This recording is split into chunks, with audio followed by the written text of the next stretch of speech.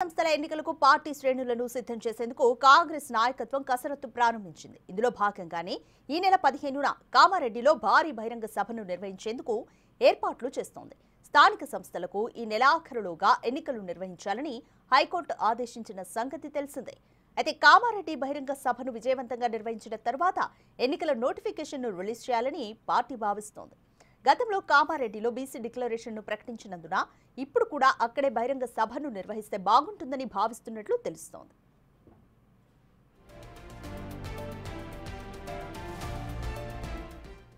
BC రిజర్వేషన్లకు చట్టబద్ధత కల్పించేందుకు కాంగ్రెస్ పార్టీ కట్టుబడి ఉందని, కామారెడ్డి సభ ద్వారా కేంద్రం దిగిరాక తప్పదని హెచ్చరించారు టీపీసీసీ చీఫ్ మహేష్ కుమార్ గౌడ్. మోదీ, అమిత్ షాలకు కనువిప్పు కలిగించేలా సభ జరగబోతుందన్నారు.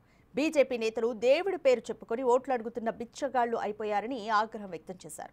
సెక్యూరిటీ లేకుండా రావడానికి దమ్ముందా? బీసీ రిజర్వేషన్లపై దొంగాట ఆడుతున్నారంటూ మండిపడ్డారు. ఈటెల రాజేందర్ ముఖం చాటేసుకున్నారని ఎద్దేవా చేశారు.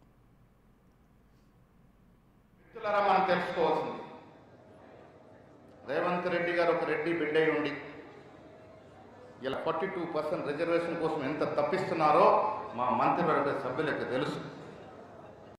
మా సీనన్న, మా సీతక్క, మా సుదర్శన్ రెడ్డి, మా సురేఖం, మా ప్రభాకరు, సీఎం మొత్తం పార్టీకి ఉన్నటువంటి బీసీలు కానీ ఎమ్మెల్యేలు, ఎమ్మెల్సీలు అందరూ తప్పిస్తా ఉన్నారు. ఎందుకంటే ఇది కాంగ్రెస్ పార్టీ ఇచ్చిన మాట. కాంగ్రెస్ ఒక పార్టీ ఇస్తే మా అందరికి శిరోధార్యం. అందుకే అందరం రెడ్డి అయినా, వెలమైనా, బ్రాహ్మణ్ అయినా, ముస్లిం సోదరు మా షబ్బీర్ అలీ అయినా ఎందుకు తప్పిస్తా ఉన్నామంటే ఇది కాంగ్రెస్ పార్టీ ఇచ్చిన మాట.